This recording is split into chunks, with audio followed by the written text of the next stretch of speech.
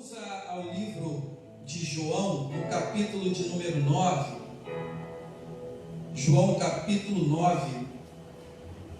Que nós possamos estar meditando na palavra do Senhor, a partir do versículo 1, uma passagem muito conhecida, muito pregada, mas que eu creio que o Espírito Santo quer falar aos nossos corações, através desse texto. Então, que você possa aí pegar a sua Bíblia, se ainda não está com ela, queridos. Eu queria te pedir uma coisa especial, meu amado. Queria que, se você estiver aí com seu aparelho de TV ligado, que você desligue a sua televisão. Se for possível, você possa estar em um local reservado, para possamos juntos meditar na palavra do Senhor. Nós estamos cultuando ao Senhor, amém, querido? Eu não estou aqui apresentando um show ou um programa para você. O Ministério de Louvor ele não estava aqui fazendo um show para seu entretenimento. Nós estávamos adorando ao Senhor, Então, por uma questão de reverência, é lícito que nós nos desliguemos de algumas coisas, se possível, para que a gente possa estar nesse momento voltado para aquilo que estamos fazendo, que é cultuar o nosso Deus, amém? Então, se você puder aí, desligue sua televisão, qualquer tipo aí de distração que você possa evitar nesse momento, para que possamos meditar sobre a palavra do Senhor, amém? Vamos orar antes, queridos, em nome de Jesus. Pai querido, nós te damos honra e glória, como nos louvamos aqui, Pai querido, nesse momento. Somos gratos a Ti, Senhor, porque tem nos sustentado. A nossa vida está em Tuas mãos, Tu tens sido o nosso provedor. Em meio a rumores, Pai querido, de guerras, rumores, Pai querido, de tragédias, em meio a essa situação difícil que passamos e vivemos, temos a convicção de que Tu estás conosco, Senhor, e que essa fase, esse momento vai passar. E nós, Pai, somos gratos a Ti, porque estamos tendo a oportunidade aqui de cultuar o Teu nome. Obrigado por essa liberdade que nos é dada, Senhor amado. Muito obrigado. Nesse momento queremos te pedir, Senhor, que Tu possa nos conduzir na ministração dessa palavra, que ela possa alcançar, Senhor amado, vidas nessa noite. Há um propósito, Senhor, no que queremos fazer aqui, e que aonde essa mensagem, aonde a Tua palavra chegar, que ela encontre um coração, Pai amado, aberto, contrito, quebrantado diante da Tua voz, para que haja, Pai amado, um agir sobrenatural sobre aqueles que estarão ouvindo, Senhor, a Tua voz nessa noite. Esse é o nosso desejo, é o que nós te pedimos, Senhor, e te agradecemos no nome santo de Jesus Cristo, nosso Senhor e Salvador. Amém. Queridos, vamos aqui ao Evangelho de João, no capítulo 9. Assim diz a palavra do Senhor a partir do verso 1. Caminhando Jesus, viu um homem cego de nascença. E os seus discípulos perguntaram: Mestre, quem pecou, este ou seus pais, para que nascesse cego? Respondeu Jesus: Nem ele pecou, nem seus pais, mas foi para que se manifestem nele as obras de Deus. É necessário que façamos as obras daquele que me enviou enquanto é dia. A noite vem, quando ninguém pode trabalhar. Enquanto estou no mundo, sou a luz do mundo. Dito isto, cuspiu na terra, e tendo feito lodo com a saliva, aplicou aos olhos do cego, dizendo-lhe: Vai, lava-te no tanque de Siloé, que quer dizer enviado. Ele foi, lavou-se e voltou vendo. Então os vizinhos, os que dantes o conhecia de vista, como um mendigo, perguntavam: Não é este o que estava sentado pedindo esmolas? Uns diziam: É ele. Outros diziam: Não, mas parece com ele. Ele mesmo, porém, dizia: Sou eu. Perguntaram-lhe, pois: Como te foram abertos os olhos? Respondeu ele: um homem chamado Jesus fez lodo, untou-me os olhos e disse-me: vai ao tanque de Siloé e lava-te. Então fui, lavei-me e estou vendo. Disseram-lhe, pois, onde ele está? Respondeu: não sei. Queridos, a palavra do Senhor tem muito a nos dizer nessa noite. É um texto muito conhecido, muito exposto por excelentes pregadores, e aprove ao Espírito Santo me conduzir a ministrar essa palavra ao seu coração, entendendo que é a sua, talvez, necessidade. O Senhor conhece você, o Senhor sabe pelo que cada um de nós passa, o que cada um de nós vive, e o Senhor sempre tem uma palavra para a nossa vida. Ele sempre tem algo a nos dizer em todos os momentos que nós vivemos. O Senhor Jesus e os seus discípulos, queridos, eles andavam juntos. O texto que nós lemos diz que Jesus estava caminhando, e que durante essa caminhada os seus discípulos lhe fazem uma pergunta. Então eu entendo aqui que Jesus estava junto com os seus discípulos. Isso é muito importante, porque nós podemos perceber aqui que a comunhão entre Jesus e os seus discípulos não se limitava aos momentos em que eles estavam no templo, por exemplo. Jesus ia ao templo, os seus discípulos iam junto, mas quando passava aquele momento de estar no templo, de estar nas orações, a comunhão, o convívio entre Jesus e os seus discípulos, ela continuava. Quem é discípulo de Jesus está com Jesus além do templo, além do local de culto. Isso é algo para o qual nós devemos nos atentar, porque tem muita gente que anda esquecendo Jesus no templo, deixando Jesus no local de culto. Mas o texto nos mostra que Jesus estava caminhando junto com os seus discípulos, e caminhando Jesus com os seus discípulos, João diz que Jesus vê um homem cego de nascença. Notem que não é esse homem, como outros, que vai até Jesus. A princípio o texto nos leva a entender que Jesus viu, Jesus foi até ele. Quando eles passam e veem aquele homem, Jesus vê aquele homem, os seus discípulos vão lhe fazer uma pergunta.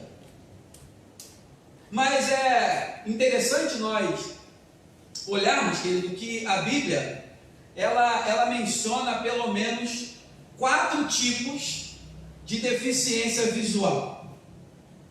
A Bíblia vai mencionar pelo menos 4 tipos de cegueira. A Bíblia menciona, por exemplo, Xande, a cegueira repentina. Aquela cegueira que acontece de uma hora para outra, de um momento ao outro. A Bíblia fala de pessoas que em um momento enxergavam e que por alguma razão agora deixaram de enxergar. E isso acontece conosco também. Existem pessoas, existem homens de Deus, mulheres de Deus, servos do Senhor, que de repente perderam a visão. Pessoas que de uma hora para outra deixaram de olhar para a cruz.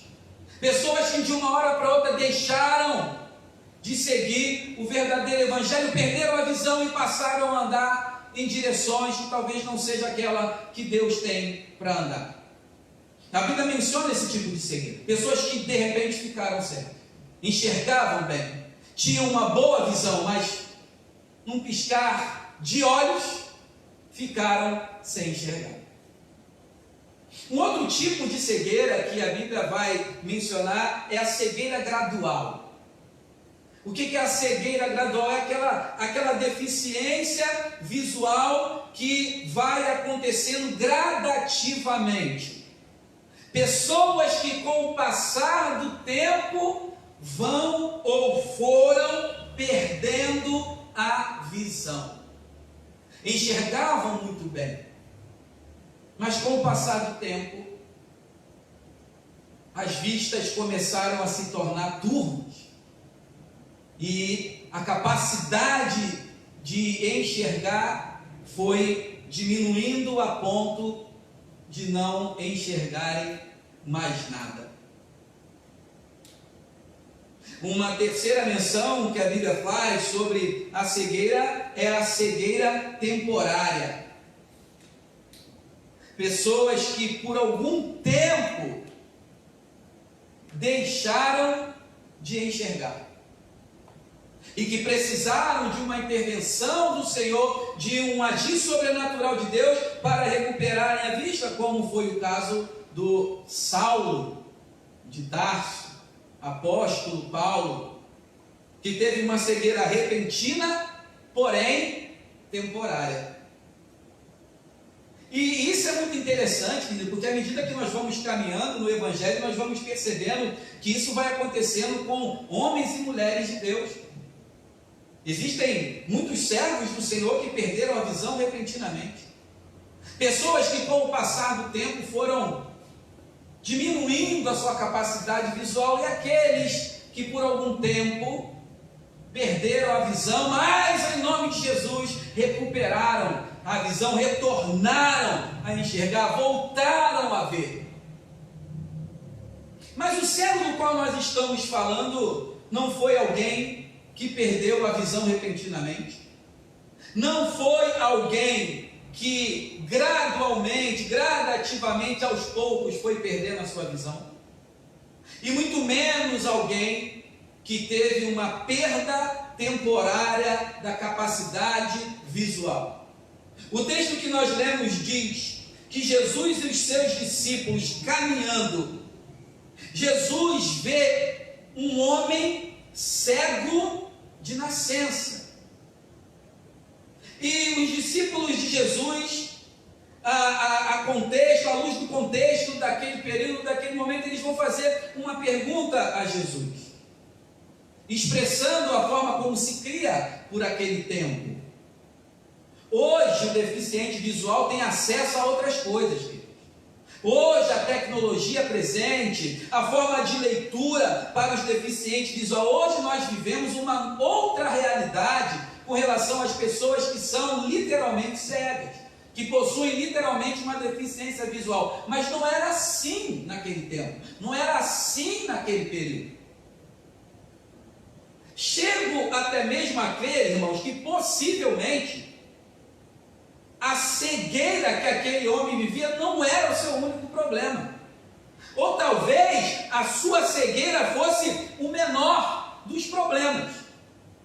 Porque uma vez que esse homem é cego, possivelmente ele também é uma pessoa fisicamente limitada para o seu deslocamento. É alguém que depende de outras pessoas para chegar a determinados locais. Mas ainda há outras coisas possíveis aqui. Este homem é um deficiente visual desde sua nascença, desde que nasceu. Então, possivelmente, ele economicamente era uma pessoa incapaz de ter o seu próprio sustento. O problema talvez seja muito maior do que o que nós conseguimos enxergar somente numa leitura superficial. Jesus está andando com os seus discípulos, ele vê um homem cego de nascença, sim, mas o problema desse homem não é só a cegueira. Economicamente, ele é um homem incapacitado de prover o seu sustento, desprovido possivelmente de bens, desprovido de conforto.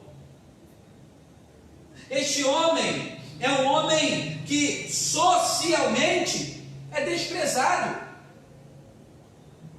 Não é só uma questão de não enxergar, é uma questão de como as pessoas lhe enxergam. É uma questão de como as pessoas olham também para aquele homem. Socialmente ele é alguém desprezado, ele é vítima de preconceito. Ele é um homem, uma pessoa fora dos padrões sociais. Ele é uma pessoa que não se enquadra naquele momento no que a sociedade tem por pessoa digna. Ele é uma pessoa possivelmente afetivamente carente. sem muitos momentos de alegria, talvez sem muitos amigos e quem sabe, Hugo, até mesmo sem um grande amor. Afinal de contas,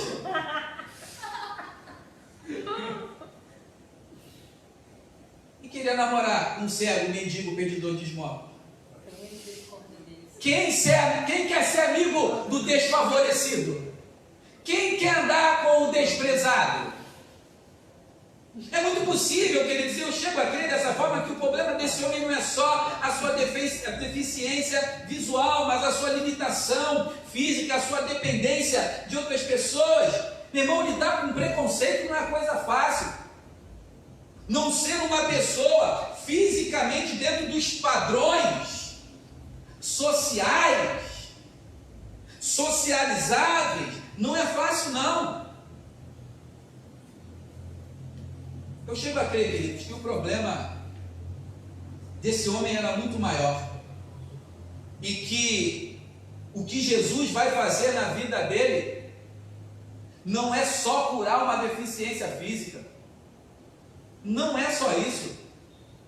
E pode ser que alguém que esteja me ouvindo nesse momento tenha se identificado em algum momento com o que eu estou falando, querido. É muito possível que talvez você seja uma pessoa desprezada.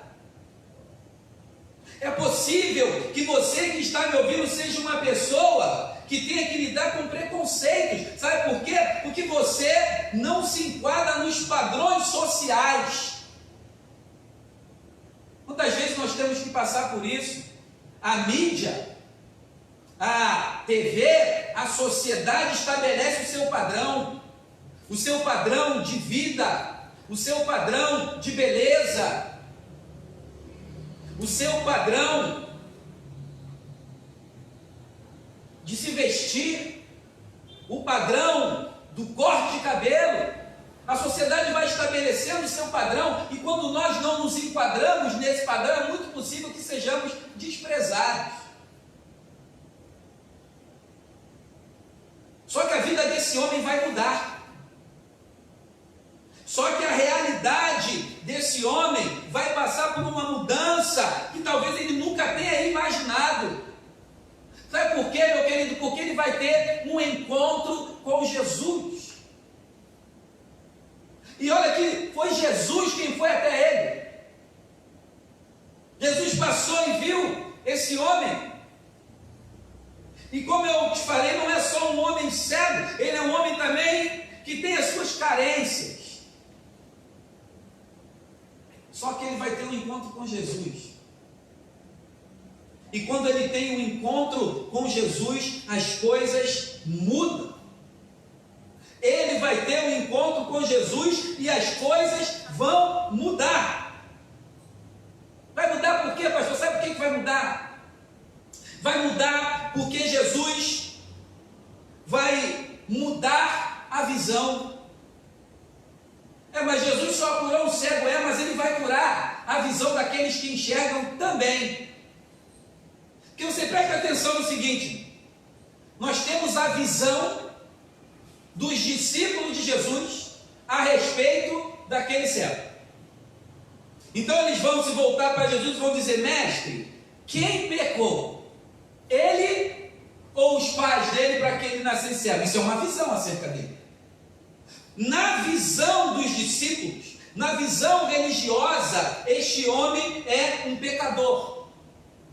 Este homem é um amaldiçoado, porque na visão deles, ou ele pecou, ou os pais deles pecaram, por isso é que ele está nessa situação.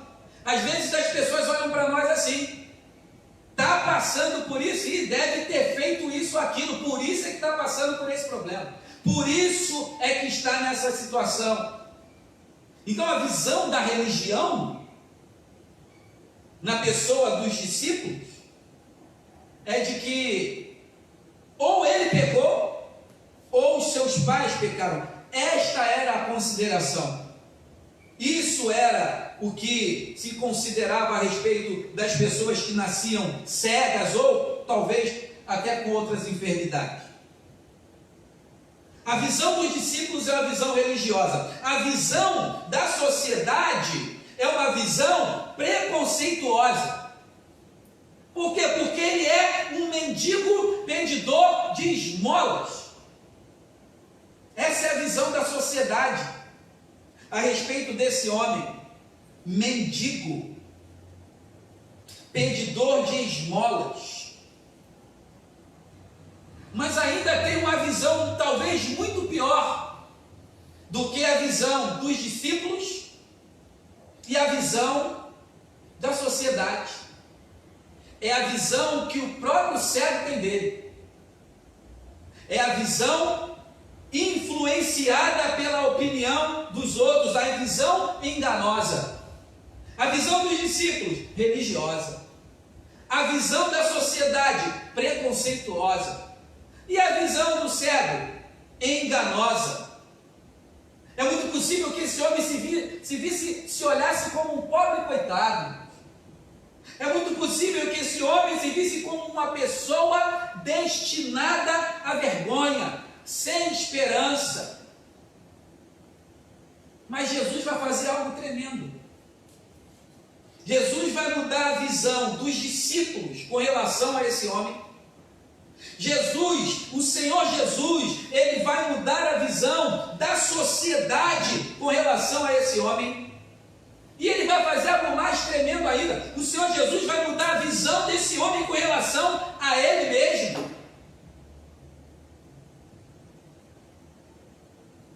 Jesus mudou a visão. Quando eles perguntam, mestre, quem pecou para que esse homem nascesse cego? Ele ou os seus pais? Olha a resposta de Jesus. Jesus diz assim: nem ele pecou, nem os pais dele pecaram. Aí a visão começa a mudar. Ele não pecou, nem os pais não. Aí Jesus vai dizer: é para que se manifestem nele as obras de Deus. O problema que aquele homem vivia, pega aí, meu irmão, o problema que aquele homem vivia não era fruto de pecado. Porque Jesus diz, nem ele pecou, nem seus pais pecaram. Esse problema, essa cegueira tem um propósito, é para que se manifestem nele e adore a obra de Deus. Às vezes o que nos falta é discernimento de muitas coisas que nós passamos ou vivemos. Por quê, meu querido? Porque Deus quer manifestar a glória dele em mim e em você. Olha o que Jesus vai falar. E quando Jesus disse, não, ele não pecou. Nem ele pecou, nem seus pais pecaram, mas é para que se manifestem, é para trazer a luz, é para tornar público, é para tornar conhecido o quê? A obra de Deus na vida desse homem, o poder de Deus na vida dele, a força, a glória, o agir de Deus.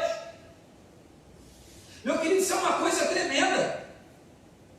Sabe por quê? Porque aonde os discípulos viram o problema, aonde a sociedade viu o problema, aonde as pessoas viram o problema, Jesus viu propósito. Você está entendendo? Todo mundo olhava para ele e via o que queria, via o que segundo a sua concepção permitia e permitia enxergar. Mas Jesus, quando olha para ele, vê propósito. Eu não sei como as pessoas te olham, eu não sei o que as pessoas pensam quando olham para você, mas uma coisa eu posso dizer: quando Jesus olha para você, ele vê propósito de Deus na sua vida. As pessoas viram o problema, Jesus viu o propósito. Aonde eles viram um Zé Ninguém, Jesus viu um Filho de Deus. Pode ser que as pessoas olhem para você e não deem nada por você. Pode ser que você seja uma pessoa onde poucos esperam que algo se faça através da sua vida, mas não é assim que Deus olha para você. Não é esse o olhar de Jesus, porque onde todos olharam e viram um ninguém, Jesus viu um filho de Deus. Aonde as pessoas olharam e viram desprezo, Jesus viu uma pessoa de valor. Jesus viu alguém de valor. Onde as pessoas olharam e viram um miserável, pedidor de esmolas, Jesus viu uma testemunha. Nós precisamos regular a lente dos nossos olhos.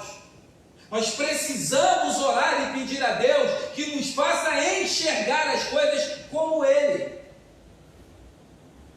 Aonde viram problema, querido, Jesus viu propósito. As pessoas viram um deficiente, Jesus viu um evangelista.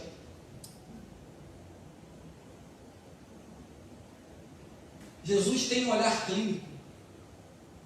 Jesus tem um olhar fenomenal. Onde as pessoas viram uma prostituta, Jesus viu uma testemunha. Aonde as pessoas viram um homem violento, aonde as pessoas viram um perseguidor, Jesus viu um apóstolo. Aonde as pessoas viram um amaldiçoado, Jesus viu um missionário. Aonde as pessoas olharam e viram um pecador, Jesus viu alguém por meio de quem Deus manifestaria a sua glória e o seu poder. Jesus mudou a visão das pessoas sobre aquele homem. E não somente isso. O que Jesus fez por ele não foi só curá-lo de uma cegueira. O que Jesus fez por ele foi dar uma nova vida. O que Jesus fez por ele não foi só curá-lo de uma cegueira, foi abrir um leque de possibilidades, um mar de oportunidades. Jesus faz isso. Jesus fez isso na minha vida. Jesus fez isso na vida dos meus irmãos que estavam aqui ministrando louvor. Uma é a forma como o homem te vê, outra é a forma como Deus te vê. O que Jesus fez por ele não foi só curá-lo de uma cegueira. O que Jesus fez por ele foi algo que ninguém poderia fazer. E como foi perguntado aqui pela missionária Viviane, aonde você tem colocado a sua esperança? Da onde você tem esperado o seu socorro? Palavra que nós ministramos há semanas atrás. O que Jesus fez por esse homem, ninguém poderia fazer aqui. Jesus mudou a visão a respeito desse homem. E mais, Jesus mudou a visão do próprio homem a respeito dele mesmo. O que Jesus fez por ele foi dizer: toma aqui um mar de oportunidades. Toma uma nova vida. Toma aqui um leque de possibilidades. Meu Jesus faz isso. Nosso Deus faz isso. Agora deixa eu te falar uma coisa aqui, que fica bem clara nesse texto. Jesus está caminhando com os seus discípulos e ele vê um homem cego. A Bíblia diz que Jesus toma um pouco de terra, versículo 6. Jesus vai cuspir nessa terra, vai fazer lodo com sua saliva e vai aplicar nos olhos do cego. Depois Jesus vai falar para o cego: agora você se levanta, vai até o tanque de Siloé, lava os seus olhos. E a Bíblia diz aqui que esse homem foi, lavou-se, versículo 7, e voltou enxergando. O que eu aprendo aqui? Eu aprendo que nesse agir, Jesus faz a sua parte e o cego faz a dele. Existem coisas na nossa vida que nós também temos que fazer, atitudes que nós também temos que tomar. Jesus fez a parte dele, pegou a terra, cuspiu na terra, faz um lodo, untou os olhos do cego e falou: agora tu vai e se lava lá no tanque. E a Bíblia diz que ele foi. Agora presta atenção, Jesus falou para ele assim: levanta, vai lá, se lava que você vai voltar enxergando. Eu não falou isso para ele. Ele falou: vai lá e se lava. E ele foi. E eu aprendo aqui que Deus faz a parte dele, mas eu tenho que fazer a minha. Queridos, a salvação é algo exclusiva de Deus. Mas existem coisas pertinentes à nossa vida nessa terra, a nossa vida pessoal, que por mais que peçamos a Deus que possa agir em nosso favor, tem coisas que nós também temos que fazer. Jesus untou os olhos desse homem. Agir de Deus. Mas esse homem se levantou e foi lá fazer o que Jesus mandou que ele fizesse. E aí a Bíblia vai dizer, nas palavras desse homem: fui, lavei-me e agora estou vendo. Que o Senhor possa abrir os teus olhos nessa noite. Mas é necessário que você também faça a sua parte, querido. É necessário que você creia na palavra. É necessário que você perceba o que Deus pode fazer por você, o que Jesus pode fazer por você. Jesus unta os olhos desse homem, mas ele teve que ir até o tanque se lavar. Jesus está disponível. Ele está disponível para agir. Ele está disponível para fazer um milagre acontecer. Mas existem muitas situações em que você também precisa fazer a sua parte. Talvez deixar o que tem que ser deixado. Deixar de fazer o que tem feito, passar a fazer o que não faz. E aí, meu irmão, é bênção. E aí, minha irmã, é vitória. Essa passagem e esse agir de Jesus me levou, meditando nessa palavra, a lembrar do Salmo de Davi. O Salmo de número 30. Se você tiver com a sua Bíblia, abre aí. As palavras de Davi resumem ou declaram muito bem o que Jesus fez na vida desse homem. Salmo de número 30, versículos 10, 11 e 12. Podemos ler, diz assim a palavra do Senhor: ouve, Senhor, e tem compaixão de mim. Sê tu, Senhor, o meu auxílio. Converteste o meu pranto em folguedos. Tiraste o meu pano de saco e me cingiste de alegria, para que o meu espírito te cante louvores e não se cale. Senhor, Deus meu, graças te darei para sempre. Por que esse salmo relata ou retrata o que nós acabamos de ler? Porque você vê um agir de Deus para um propósito.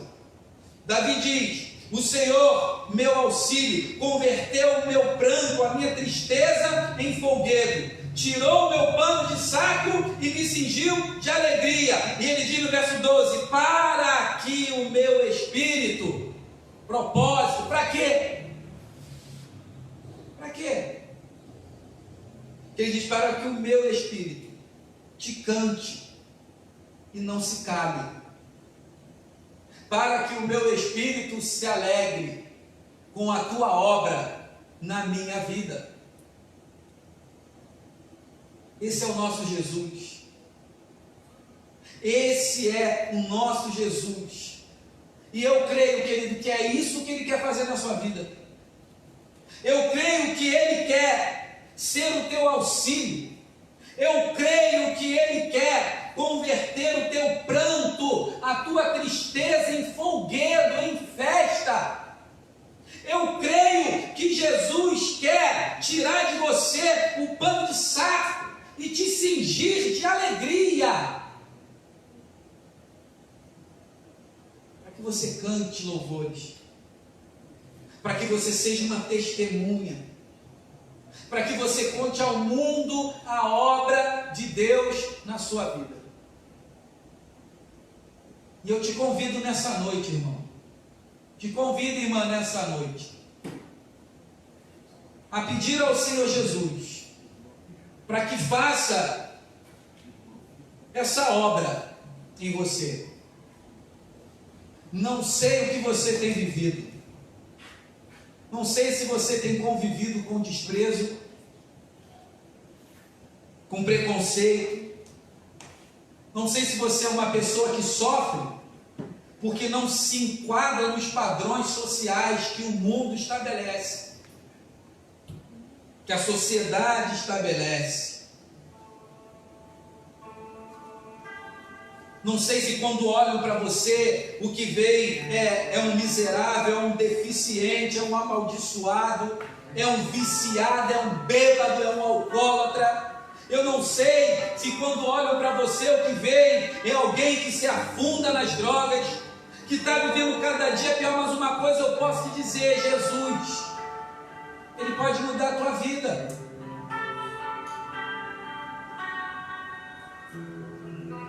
Talvez até você seja uma pessoa que não vive nada disso que eu te falei, porque é muito comum que nós façamos isso, né? Que nós usemos a palavra para dirigi-la àquela pessoa que está vivendo coisas negativas, mas até aquelas pessoas que vivem coisas boas carecem da glória de Deus. Até aquelas pessoas que vivem num padrão econômico relevante carecem também da glória de Deus. O problema é que talvez você ainda não tenha visualizado isso. Mas a minha oração nessa noite é para que o Senhor Jesus tire a cegueira dos teus olhos. A minha oração nessa noite é para que você, servo de Deus, você, serva de Deus, que talvez tenha perdido a visão repentinamente, ou está perdendo a visão celestial, você está perdendo o céu de vista, você está perdendo a cruz de vista. O teu ministério ia bem, mas de repente você começou a perder a visão do céu e começou a olhar para a terra e desejar tão somente as coisas terrenas. A minha oração é para que o Senhor mude os teus olhos, tire a tua cegueira, para que Ele faça por você o que ninguém pode fazer. Eu queria te convidar nesse momento a fechar os seus olhos e refletir sobre o que você ouviu nessa noite. Pode ser que você seja uma pessoa desprezada pela tua família. Pode ser que num domingo como esse, um domingo de comunhão em famílias, um domingo de Páscoa, você seja uma pessoa que está abandonada, sozinha. Teus filhos não te ligaram. Seus pais sequer lembraram que você existe. Mas há alguém que se importa com você. Há alguém que quer abrir um mar de oportunidades, um leque de possibilidades na tua vida. nome dele é Jesus. E eu quero orar por você, querido. Eu quero orar para que, assim como Jesus mudou a vida desse homem, porque não foi só um curar de uma cegueira, mas uma mudança totalmente na vida dele. Depois você pode continuar lendo aí João capítulo 9.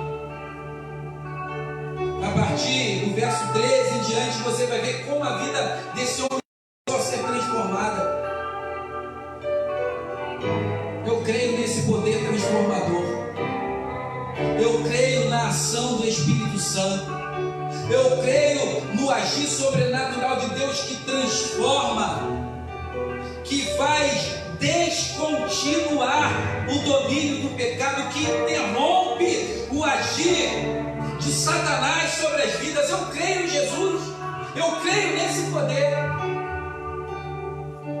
E a minha oração nessa noite é para que o Senhor Jesus te veja, mude os teus olhos, te faça enxergar e mude a tua vida. Pai querido, em nome de Jesus, oro a Ti agora, Senhor, para que aonde essas palavras chegarem e encontrarem um coração contrito e quebrantado, ela possa frutificar. Porque Tu, Senhor, é conhecedor de todas as coisas e sabe como está a vida de muitas pessoas que estão me ouvindo nesse momento. Há pessoas que estão sofrendo, Senhor, por causa do desprezo, do preconceito, pessoas incapazes de prover talvez o seu sustento, até mesmo por conta dessa pandemia que nós estamos vivendo. Há muitas famílias que estão desprovidas, há muitos irmãos que perderam seus empregos, mas Tu és um Deus que pode todas as coisas. Tu és um Deus que é onde olhamos e vemos problemas, Senhor, Tu vê um propósito. Então que essa luta, que essa circunstância seja para que Deus manifeste Suas obras e Seu poder na vida desta pessoa. Peço-Te, Senhor, por esses que nos ouvem nesse momento, que Tu converta todo pranto em folguedo, que Tu possa tirar, Senhor, esse pano de saco e cingi-los com vestes de alegria, para que cantem louvores a Ti e não se calem, para que declarem ao mundo a Tua obra e as maravilhas, a Tua graça e misericórdia. Essa é a minha oração por aqueles que me ouvem agora e que me ouvirão futuramente através dessa ministração.